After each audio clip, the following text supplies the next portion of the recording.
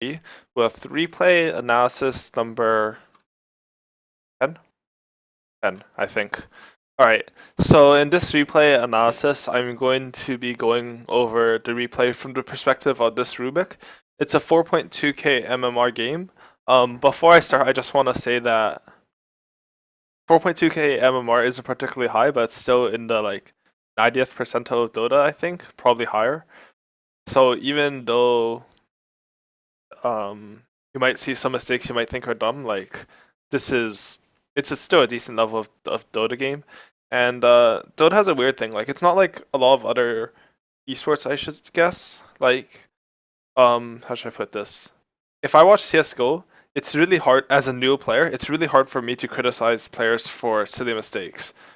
They might sort of miss aim, but I've done that 1,000 times and they fix it within 0.1 seconds. Whereas in Dota, it's really easy to see, even at a pro level, people making some silly mistakes and they look really dumb, even though you don't know what they're thinking if they go a position or something, even if it was the proper play, because you don't know how to recognize it. And that sort of leads to, I think, an environment where both commentators and viewers of Dota are extremely critical of players, but you have to realize that most players are really good at the game. So anyways, that's not that relevant. I'm gonna start. This is something you want to do as a support. I'm gonna say this every game until people start fixing this. When you start the game, you need to buy quickly and run out. And there's a little bit of chat in this game. I actually went over the game a little bit. It's because I've been trying to make these replay analysis a bit better, especially since I have a little bit of break time after DAC. So if you ran out here and got a ward down, you could block their camp for free. You can get wards anywhere in pubs, anywhere you want, because everyone sucks and no one runs out to try to prevent you from warding and stuff.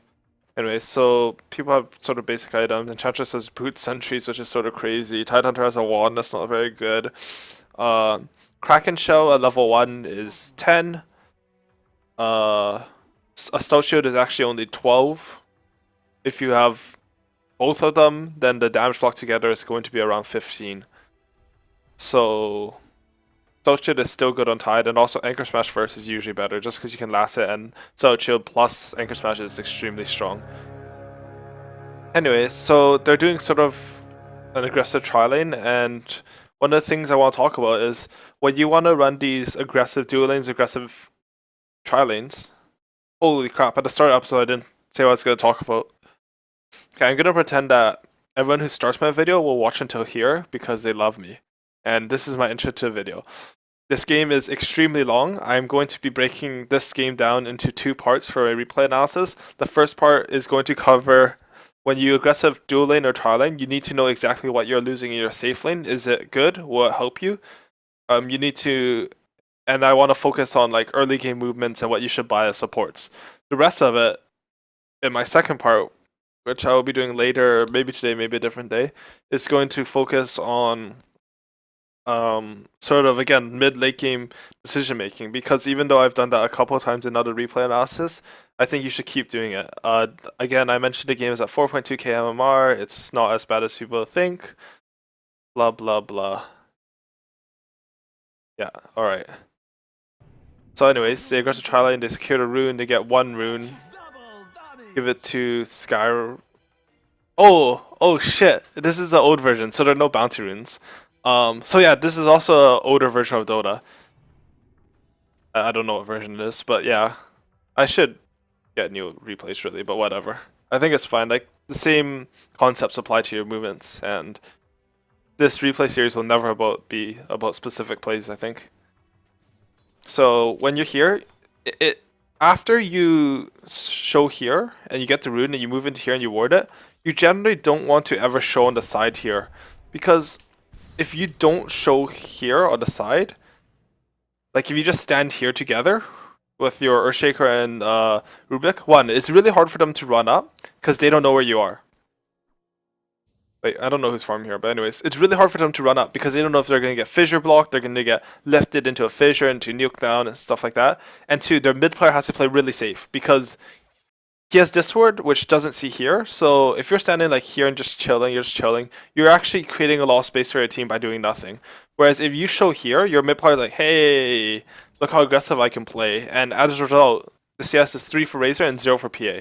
Which, not unreasonable considering the lane, but like, I think it could be better than that, and that's unfortunate. It's actually really hard to stomp like that. If you're gonna gank as Enchantress, you need to send your creep like sort of at an angle. You can, if the PA runs like this, see this box? Your creep sort of runs like this, like from the left, top left to the bottom right corner, then you can stomp off a level 1. If they're running behind each other, it's really, really hard to do.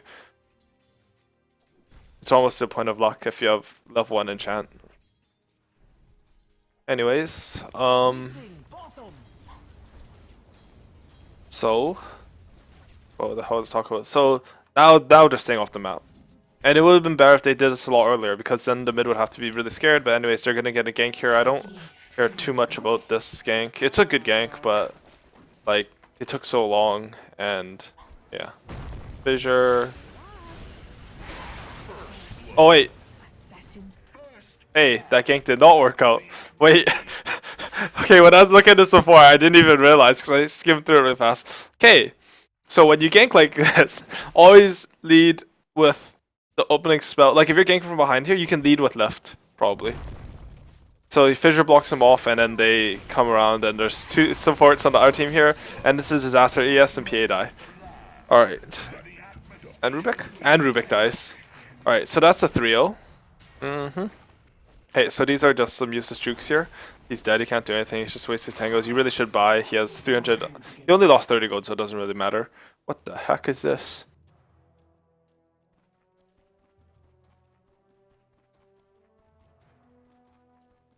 Okay. That's cool. Anyways.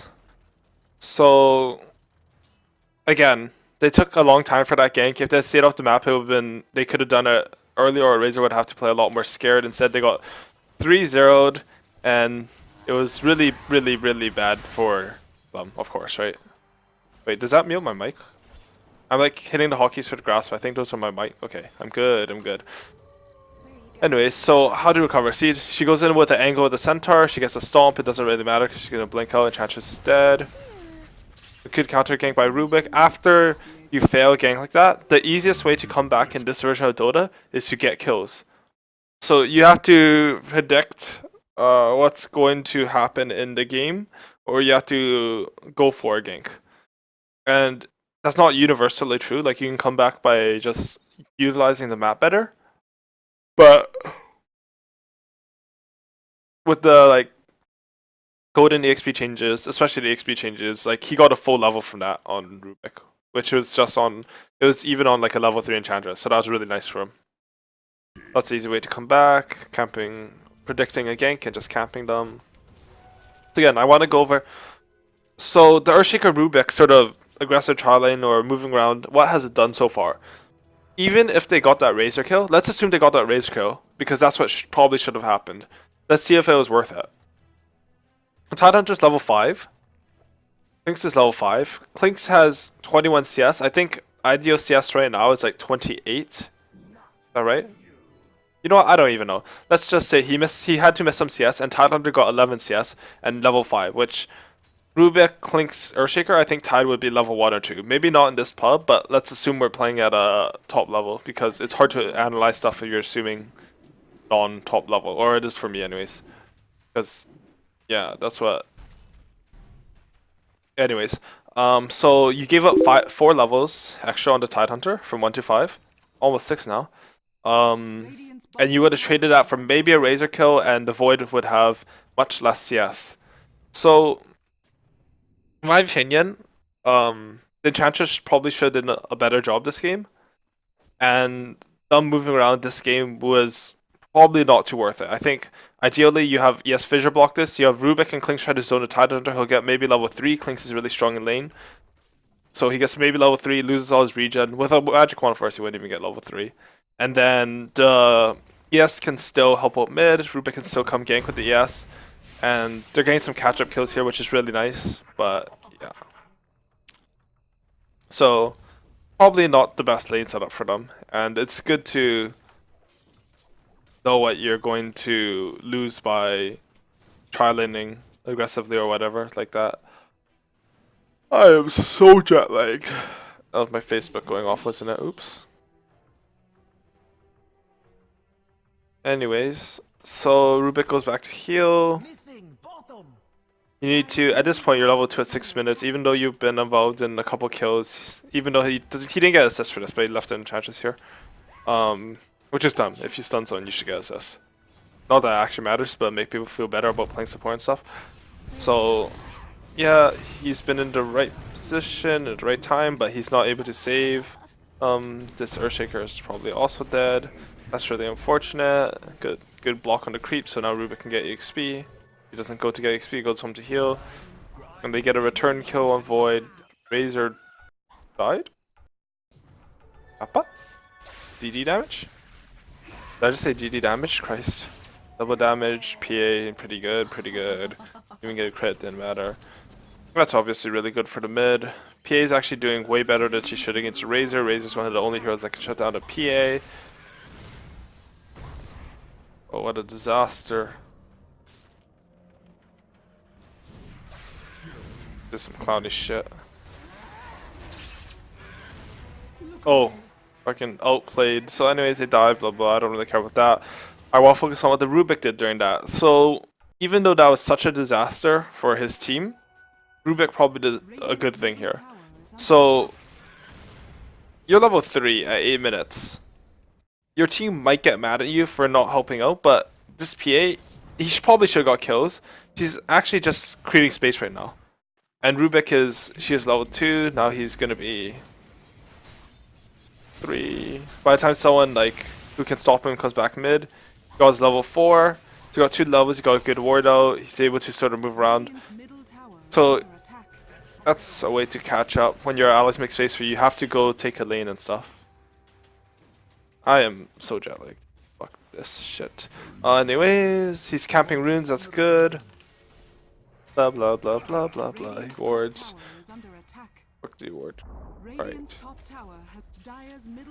Anyways. Catch up on support. You have to just.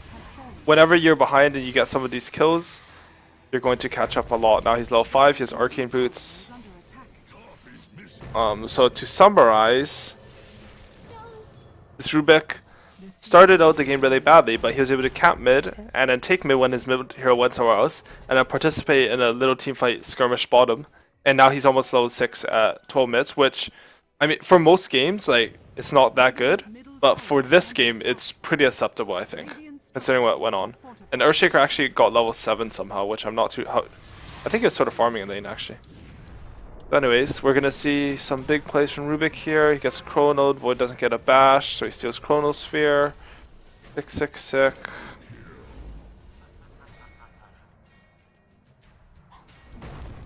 Go in. Dodges that, steals Ravage. Gets Ravage. Rubik just owned, gets the lift off. Big plays. Everyone's rich. He almost has Orchid. Yeah. So that was a really cool play actually. Like that was really good. But when something happens like this, one of the most important things is, I mean, have fun of course, but you want to stay calm. You want to realize that, hey, I stole Ravage, I used it. So that means I have 30 seconds left because Spell Steal is 180 and Ravage is 150. Maybe I waited 4 seconds after I stole it, so I only have a 26-second window where I can use Ravage again. So you want to time a smoke around that. He has a smoke, but he doesn't really remain calm this game. And unfortunately, what that results in is he TB spawned to help his team, or his team doesn't remain calm. So it's not his fault, really. But like you need to be able to sort of remain calm in situations like these so that you can get your route shot. PA? Alright, so Razor gets Ultra Kill. Yeah. So they miss out on their opportunity to fight with a Ravage, which is sort of unfortunate.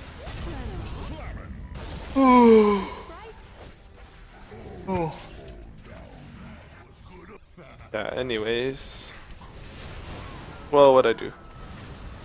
Anyways. Gyarath Mage in long fights is strong. It is what this hero is. Granted, like, insane damage that fight. So they throw bottom, you know, the counter throw. That happens in pubs. Something else to remember in pubs is that even if your team has fucked up the entire game, you have to realize that since you're at similar MOR as the enemy team, the enemy team is just as prone to messing up as your team is. So don't give up in pubs. Like, I've had some ridiculous games that we shouldn't win, and then, you know, teams just screw up, they throw, we win. And I'm not talking about pubs, actually. I'm talking about pro games too. Because, I don't know, if anyone has watched DAC, there are some sick throws in DAC. Just saying. Not by EG. Yeah. So, moving along, moving through the map. I'm gonna go to like 30 minutes. The game is like an hour and 3 minutes long. And then, actually, you know what? I'll just make this one long and I'll go through everything because I don't want to do 2 episodes. Anyways, Rubik needs Blink. This Rubik goes for BKB, which is sort of cool because you can BKB into the Ravage and always get the Ravage steal.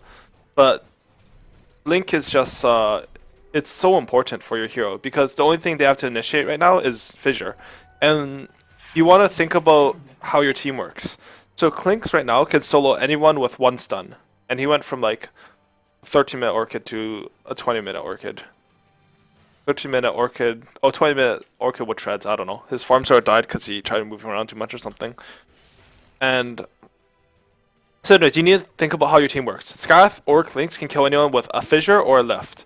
If you, Fissure is obviously long enough, but if you can blink in a Lift, anytime that any combination of Rubik or ES and Skywrath or Clinkz is off the map, it's really hard for any of the Radiant heroes to play. So Blink would have been really nice that game in that sense. You could have created a lot of space to your PA, who, I mean, she's not having the worst start, but it's not she's not having like some sort of amazing special start, you know? Like it was still a PA versus Razor mid, and it's not an easy matchup. Anyways, so they take another good fight. Good. Tidehunter went Blink though, so that's so unfortunate. So he's going for the BKB. And I mean, it's not the worst. They have no damage outside of BKB. Eventually, or so Sleepy Vent sort of makes it. Some have some damage, but not really, to be honest. Gets killed there. It's a pick off. You have to be really careful of this sort of let's say like an easy to predict gank. If the lane's pushing into your tower, you don't have a ward here, you don't see a bunch of them, and you TP up here, you should expect to get jumped right away in a higher level game. This game, you sort of got jumped a bit later, you had to stay around for it, but that should be pretty much assumed. Also, don't get Mask of Madness on Void before treads. Usually not good. This look what happens. See, like Masks of Madnesses, and then it doesn't do anything. So, yeah. There's that. But, and then Void hides Chrono, which is really nice. At the same time, if you're up here as Radiant and you don't have a tier 1, you're basically asking to die. The only thing that this tier 1 gives you is it allows you to like sort of hang around tier a bit easier because you can have TP support come in. If this tier 1's dead and you see people up here, you can pretty much just go in them if you see someone on the other side of the map because they cannot get there at all. There's no way for them to get there. And blah blah blah blah. I hate this Razor's build. He went like Halberd, actually causes them to have issues in the game later. Okay, I didn't wait for so what. Okay. So this Star team, as soon as they see this, I'm going for this tower, they should give up on this tower. It's way too low. It's not worth defending. At this point in the game, 24 minutes at tier 1, it's so whatever.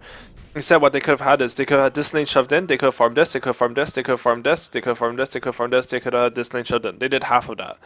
So if they shove these 2 lanes in, that's 500 gold from the waves and then 500 gold from enemy jungle, 1000 gold. A tower is only worth around 900 gold. So they actually would have gained by the enemy team moving 5 heroes up here to take this tier 1. They probably would have got this camp too, to be honest, with Clinkz. And he could have like sort of remained around So they would have had like a gold advantage while not taking any towers, which is good. He has phase boots. Anyways, Void goes in with the Chrono. He Chronos his. So if you Chrono Void, it doesn't work. So, I mean, he Chronoed the Razor, but he also Chronoed his allies more. So that was a bit unfortunate. But hey, what can you do? Oh, he's dead. Backtrack? Oh, he backtracked the hit of Clinks, but not the Searing Arrow, because it's two different instances of damage. So that was really unlucky. So yeah, really unfortunate, honestly. Ooh, and he uses BKB. Ooh, this is not good. Rampage? Tidehunter? Steel Rampage? But so let's go back over that fight. Let's see how you want to engage it. So you know Earthshaker is coming in with. So he actually gets seen Lotharing. Enchantress stays here. She gets Echo Slammed. Instantly pops, and then he gets. So this is one of the best ways to I didn't highlight that well enough.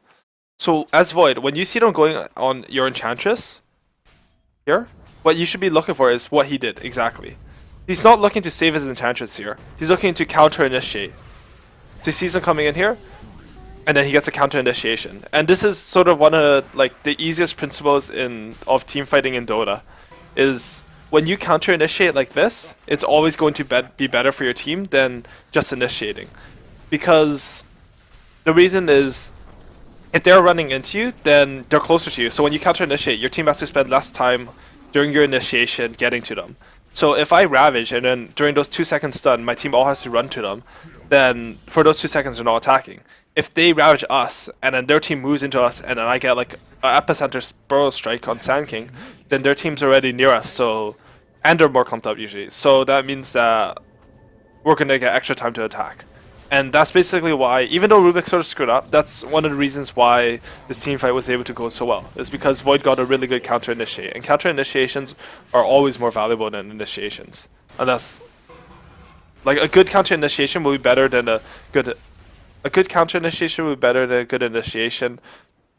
But like if you do a perfect initiation, then I guess it doesn't really matter, huh? Because you just owned, like they don't even get to counter initiate.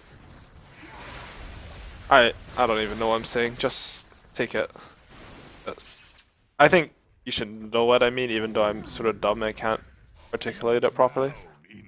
But yeah. So anyways, when that happens, they get team fight that's tied. You shouldn't TP back. You should try to farm these camps unless you think there's going to be a team fight that you need to queue up for right away. A lot of times people after stuff they see they're low, but if there's nothing that can kill you, there's no reason to not just keep farming. So it's a casual Void on the hill. They're giving up kills. Casual Void jumping down to die. Casual Miss Fissure. Casual Tide dying. Alright. So anyways, they get a good team fight there. There's a DD rune, free Roshan if someone checks it. They see it, but where are they going? Oh, Enchantress with the Roshan save. Okay, so that was probably a free Roshan. PA being PA. This is the worst item on Skywrath.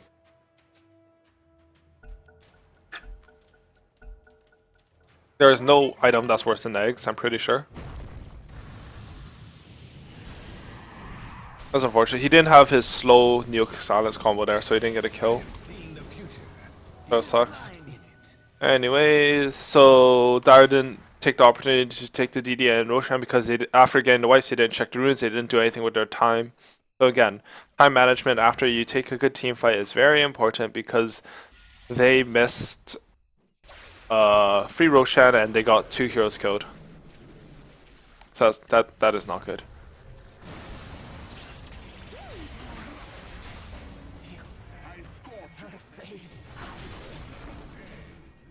Anyways, so they're pushing here, they get Echo Slammed, counter initiation with the Ravage, again what I talked about, important to counter initiate because look what happens. So they get a really good initiation here, Echo Slam on 2. You should always, okay. when you go for something like this as Earthshaker, here's how you have to initiate though, because he fucked up this initiation too. So you go in, you Echo Slam, so that's Sunzer for 1.5, and then you Fissure with Sunzer for 1.75, and then you hit, and then you can hit with Enchant Totem. That's if you pre-enchant Totem. The other way is, the ideal initiation is you pre-enchant Totem, like here, you go in, usually with a Blink, not a Lothar's, you Echo, you Fissure, you hit, you enchant Totem, and then you hit again. If you haven't pre-enchanted Totem, then ideally what you want to do is you want to go in, you Echo, you enchant Totem, and then you Fissure, and then you hit. And you always want to hit after the Fissure rather than hitting after Echo Slam or enchant Totem, because your spells take so long that the 1.5 seconds for Aftershock isn't long enough for a hit and then a stun, unless you have enough attack speed. Anyways, they get a counter initiation with Ravage and stuff, and now they're all dead. He steals Ravage, he steals Chrono. Chrono's 4 of them. Void doesn't bash him. That lead was too far, and he made a sick play on Rubik and got out, but like even if you make a sick play like that, you're saving a level 13 Rubik. So while it's nice, like game impact wise, it doesn't matter. Highlight reel wise, it does matter. So the important part, it matters. Anyways, doing all that, PA is just farming. Good job, PA. Farm more. Okay, if you have a TP, if you had a TP scroll, you could just keep farming here. Or I mean, he probably would TP when they start diving their fountain. So Rubik dies back. This is what base defending is, but they got them to dive up here. Imagine if the Radiant team didn't dive like this, they would just got racks for free. Instead, they get a dieback, and they lose a courier. So you have to judge when you're taking the base, like what's worth it, because this was not worth it for Radiant. That was not good. Like cool, they get to dive the fountain is fun, but they aren't gonna it's really hard for them to get this racks now. Really hard. Ooh. Okay, Earthshaker just made it a bit easier. And he dies here, and now they can hit racks a bit, but Blink 2 Tlinks. Thinks they're gonna heal up, they're gonna come back, and you get the range tracks, but you're not getting more, right? Yeah, you're not getting more, and then you lose 2 heroes. So at the end of the day, they lose 5,000 XP and they get a 3,000 gold swing because they dove and they stuck around too long. And I'm not counting the deaths before that because the fight recap, the fight took too long. And are they going to get Roshan too? Nope, PA just wants to farm. Probably could have taken Roshan there if they went right away, but yeah. And what just happened? So Clinks live with 1 HP 2, I'm assuming is a Chrono. So he runs up a hill. Gets a creep, gets Gush Chronoed, Enchantress and Void, and they can't kill her. That is actually amazing. I thought he would die there for sure. Anyways, that's really good for them. They wasted Chrono, they should probably try to do something with that. ES still has a Lothar's and not anything else, and this team still has no detection, because why not?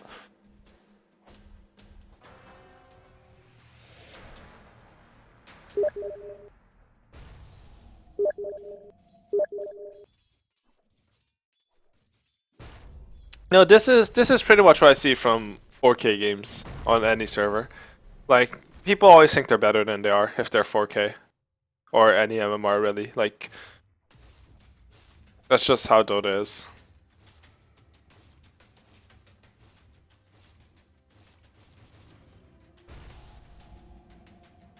Yeah. This game's gonna keep on going. You don't get caught out. So anyways, I'm not doing enough analysis here. So like, if the game's from this point of view and they just use Chrono, like what do you want to try to do? You want to try to smoke, and when you smoke, you want to always smoke during day, which is good because during day you have 1800 vision and your smoke only pops at like 1050 or something. I don't know, 1025. And whereas at night your smoke would pop at 1025 and you wouldn't see them yet because you only have 800 vision. So if they're all smoked on this hill, if they're all smoked here, like right here, watch what would happen. So they would run up. Or they would either jump the tide, they would run up, and then all the Radiant team would probably die. Instead, since they're not smoked together, they sort of split up. What happens is they have to take a full team fight. It doesn't really matter if the fight goes well or poorly. And so far it's going pretty poorly. But like, what matters is the fact that how the fight should have gone. Oh no, Skyrath miscasted. That's on the Razor. Don't nuke Razor. So anyways, they get team wiped, and that's pretty much, they didn't, if they smoked like this, they would have probably got 2 or 3 free picks, and this wouldn't be happening. Again, when you team wipe, you have to make a decision like what you're gonna do. Should probably have been running at their base even if you're like 100 health just because you got the tower. And then you can go here, or your other option is you want to heal right away and then you can go right as a respawn. Go respawn, that was TP out to towers, especially in pubs, so you can predict something, get a free pick. So this isn't relevant to this game, but imagine if I have a Broodmother off in Radiant, you kill the Broodmother like here. If you smoke when the Broodmother is about to respawn, you can predict that she's going to TP here, and then you just, you know, you're Rubik, you lift her, you pour her back, and it's a free kill with a couple heroes. So that's something that's really cool. You can do it pretty much every game. Yeah. Team fight. Racks. Double Ravage. Did you get Ravage? No, you got Anchor Smash. Alright, they got wiped. Alright, people need to hit buildings. You're actually pissing me off. So here's Satanic. They just need to chill, wait for Satanic because they have advantage. They still have 1 Ravage, but instead they sort of just run in here. He uses Satanic, doesn't hit any creeps, doesn't heal up on Razor. That means that they're weak. So when they're so low like this, you can't stay like this. You need no one to back. Instead they get lifted out. They get a good Ravage, but Razor's way too low for this. And then boom, everyone's dead. Chantress didn't. That's really weird items. Blah blah blah blah blah blah. Everyone's dead. Right, recap. Only shows 1 death. I hate you. They get Roshan 4 kills. They defend both racks. Yeah, that's Dota 2. Here's Manta now. Good stuff. Amazing farming. Blink on creeps. Kill creeps. It is 45 to 40 minutes. What a fun and exciting game. So as the Radiant team, what you need to do? You need to smoke because you have double Ravage coming up. Ideally, 5-man smokes aren't the best. I mean, I shouldn't say ideally. Ideally, you get 5-man smoke every time. Realistically, you can't 5-man smoke because when you're missing at 5 like this, PA's pushing in your mid, they know you're going to do something. However, this is a shitty pub, so what that means is they get a free pick with the smoke good. They still double Ravage, there's no clinks.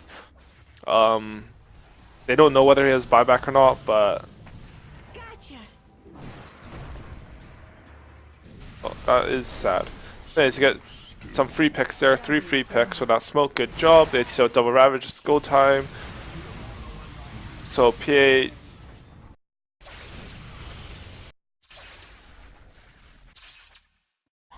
has a DD. Alright. Oh, she didn't BKB, otherwise I think she would have killed... Oh! I think she would have killed everyone if she BKB'd when she went in, maybe.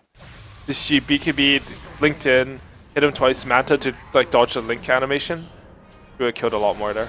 Anyways, yeah. Oh, she had Aegis too, so BKB. Oh! Return Ravage, wow! Wow. I mean, doesn't really matter, but it's cool to see. Scarlet. Oh wow, you have eggs! Ult him again! Wow, oh no, you have no mana because eggs is fucking worthless. Woo!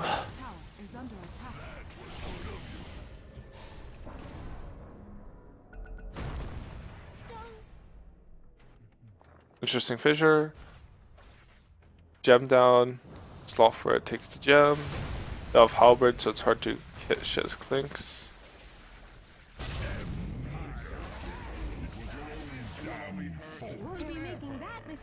Anyways, so they defend the racks again. But this should probably be dead. They keep diving. This is some throw shit right here, but I think they should.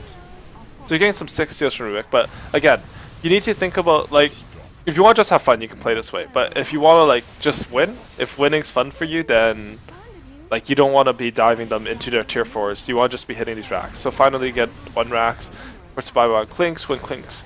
So I hit my timer for thing, and then he has no buyback for 7 minutes out of the timer. And I do that every time someone buys out, or I try to.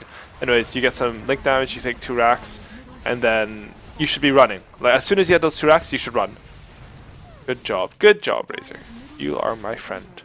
So anyways, 2 racks down, but yay, this game still has 15 minutes. How long has this game been going? So anyways, when you have to come back from this sort of situation. You have to like think about the lanes a lot. So whenever you go for a move, you need the lanes at least pushed out to the river, basically. Otherwise, it's going to be super obvious that something's going to happen. The downside to pushing something to the river is that when it comes back, it's going to be like a double or triple wave. So anyways, Venge saves the Clinks, which is really nice because he can eat a creep here and then go ham on people. No, he can't actually. But if he wanted to stay around, he could have tried. Yeah, so Miss Ravage. Oh, it's a Sheever. Holy shit. Anyways, blah blah blah blah blah blah blah blah blah blah blah blah. So pushing lanes out is really important. At this point, the Radiant team shouldn't be able to lose, in my opinion. Because they have a Void, they have a Tide, and in terms of net worth, Razor is really farmed. His items aren't ideal, but it shouldn't matter. All they need to do is farm, wait for the lanes to push in, keep farming, farm the enemy jungle. Since these lanes are pushing in, you're always going to see heroes here and here. Stay around this area, farm enemy jungle, maybe farm this with Razor since you have boots of travel. Wait for next Roshan, wait for 2 Ravages, and then go. And that's how you end the game. But instead, they go into the enemy base, they fight against C, PA dies, but then she buys back. And look what happens. Everyone on the Radiant team starts dying. Because you can't fight into buybacks if you don't have all your stuff up and Aegis. That's how Dota works. It doesn't matter if, like, they don't even have that high a lead. Wait, did I mute myself? Okay. They don't even have that much of a lead, but because they decide to fight into buybacks with no Aegis and only 1 Ravage, they get 4-man wiped for 3 heroes and buyback. Which, it's not the worst, but it is not good, because the game should have ended right there. Anyways, they give Dire a chance to catch up here. If they are nice people, I would not have given them a chance to catch up, because I am not a nice person. Anyways, to go for Roshan if Dar contests this. Ooh, unfortunate. Now they have Aegis. Ooh! Chrono! Okay, so they missed Chrono. So again, you have Aegis, but you don't have your cooldowns. What should you do? You should run away. Instead, they go in. Let's see what happens. They get... See, this BKB with Blink is coming into play here. They get a counter initiation Ravage, which is more valuable, I think, than both those Ravages. Like, think about that. He got 2 Ravages off on Tidehunter on a lot of people, but since there was a counter initiation Ravage, those 2 Ravages didn't do a single thing that fight. All they did was 700 damage, which is a lot, but it's not enough considering you spent all your gold basically setting up those Ravages. So anyways, PA bot dies, she has no buyback, but Garth has a sick, oh thank god he got that Aghanims. And then they're about to kill him again. Razor buys back, comes back in, doesn't get any kills for his buyback. Void buys out, comes back in. Turn around, turn around! No, Earthshaker! Should have manned up. Whatever. So they get 2 buybacks from the enemy team, only PA is dead, they have no Ravages. Again, you can try to go here, but it's sort of risky. The Razor's build having no like base breaking items is what caused them to have these 2 Raxes go down so slowly. This one probably would have went down if it had eggs and stuff too. So we have 2 buybacks on the 2 most farmed heroes. No, Void is the second least farmed heroes on team. On 2 core heroes, holy shit, Void has no items of the Radiant team. And then they go for another 5v5. They have Ravage, but they don't have an Aegis. They have everything up. But when you have everything up but no Aegis for base breaking, it basically means farm, unless you're really desperate. If you think that you cannot win later, then that's the only time you should go for something, basically. If you have a higher % chance of winning by farming and then getting Roshan, which they definitely do because Void has nothing right now, then that's what you should do. Dota is just a game of like taking your best opportunities when you can. So yeah, like don't go for something like this. And they've done it a few times. I mean, it makes for fun Dota, I guess, going for stuff like this, but it doesn't make for, like, if you want to learn to get better, this is something to learn from, I guess, I should say. So, Rubik, BKBs, free Ravages, free Ravage, free Ravage, counter initiation with Ravage. Hits everyone, completely destroys because it's a counter initiation. They get another wipe. Oh, Razor and Void have no buyback. What happens? Oh, Rubik's defending, go down mid, boom, boom, boom, boom, PA's going down top. Oh, Avenge gets free kill, he's like, fuck this. And then you get Mega Creeped. So they went from a free win to getting Mega Creeped. Haha, Wagons. Like, the only reason that they got Mega Creeped is because they... Is PA stuck? That's funny. And now she's not healed up for the fight. Oh, this is actually amazing. The only reason that I... Okay, there are like 8 reasons, but let's go from the start. First, you don't hit this Rax. So I'm gonna spoil it because I don't really care about you guys like who want to view the game that way. But first, they didn't hit the Rax here, they dove. So that's their biggest mistake of this game so far. Because the earlier a mistake is, the more sway it has in a game, I should say, I guess. Like, if you make a mistake at minute 1, it will affect your game more than the same mistake later, I guess. Which isn't necessarily true in Dota, but as a general rule, I think it's true. Mostly true. Because, like, if you make a mistake with a buyback late game, then you just lose no matter what. So, yeah.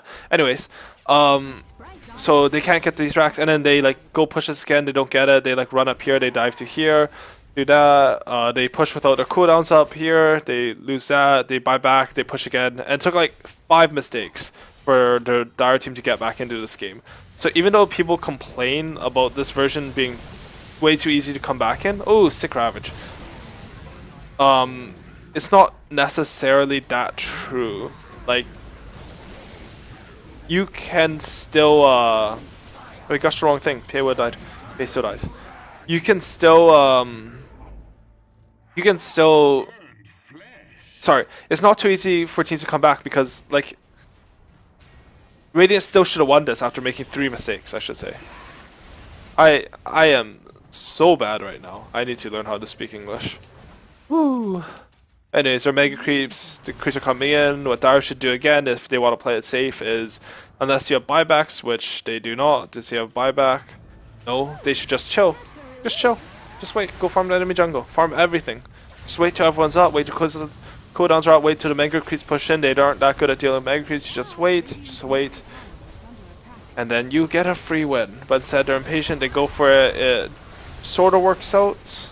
They get thrown down to like 500 HP. And then there are a ton of Mega Creeps. But they die. If the enemy team had better Mega Creeps clearing stuff, they might have lost this game. But Rubik with big plays, you know, sell all your shit. Travels in, boom, thrown dead.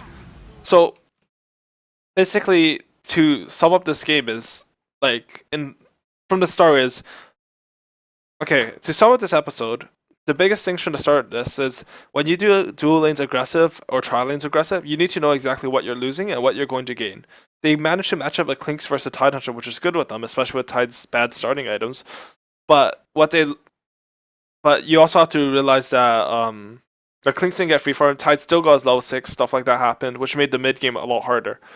When you do these aggressive tri lanes or dual lanes, it's really important, not for dual lanes, but for tri lanes, it's really important to stay off the map. If Rubik and Earthshaker had sat down here or somewhere else, anywhere but like in Vision here, it would have been really hard for the mid Razor to play. Again, not that relevant because apparently PA did even versus Razor and also killed her. But again, that made the game harder because Razor was the strongest hero on Radiant throughout this game. As Void, you need to be sitting around and farming more. He tried way too hard to do stuff this game.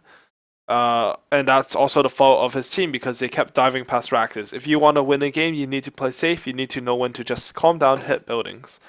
Once they have 2 Raxes down, there's no reason for them to sort of throw everything at this 3rd Rax until they have every cooldown, Aegis, buyback on everyone, stuff like that. You just outfarm them. You're gonna outfarm them by like 1,000 GPM at least.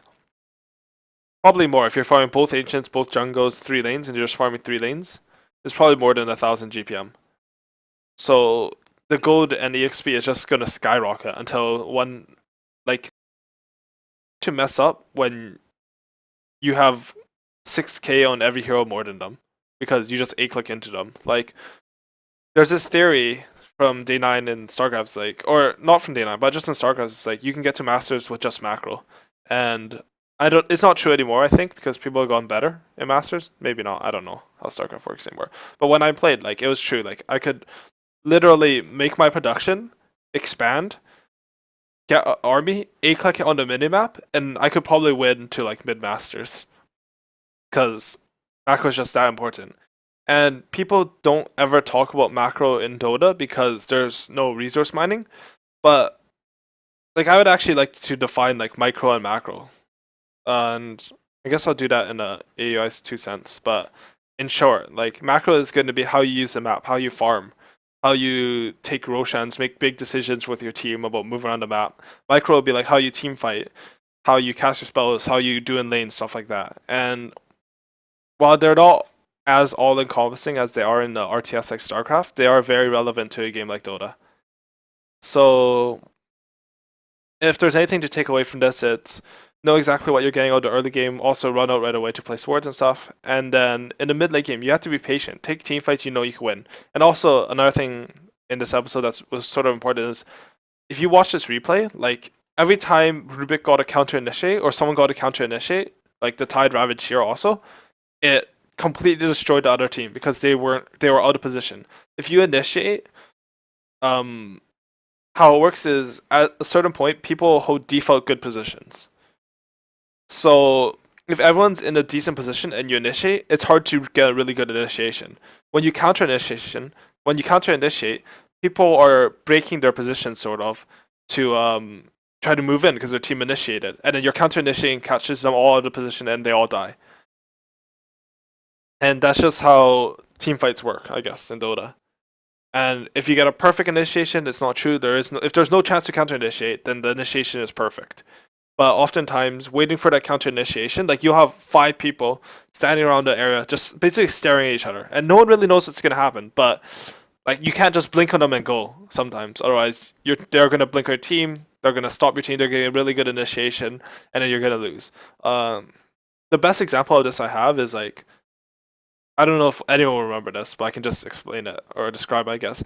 I was playing on pot and bottom. Fog was our mid puck. 3 of us got Chrono tier, pushing the tier 1. I think I was like Luna or something. Got Chrono tier. Fog comes from here, blinks past, Coil silences orbs 3 of them, and the Void kills no one here, and then we 4-man wipe them because he got a great counter initiation on Heroes of Opposition. Even though we got 3-man Chrono tier, we're sort of in position because the entire team was here. Void jumps in, and then they all have to follow him. That's half the Chrono duration or more gone. And then it also makes them group up here, and Puck is able to blink in, silence, or coil all of them, and then we won the game based just off that. So, anyways, that was episode 10 of my replay analysis. I will be restarting my stream, so this is easier for me to cut, and there will be like 30 minutes. 30 seconds of downtime at the end of the VOD. Sorry for that. I just don't know how to cut Twitch VODs. So thank you very much for watching. Leave a comment. I usually read some of those. Tweet me, blah, blah, blah. Info is in YouTube comments. Thank you.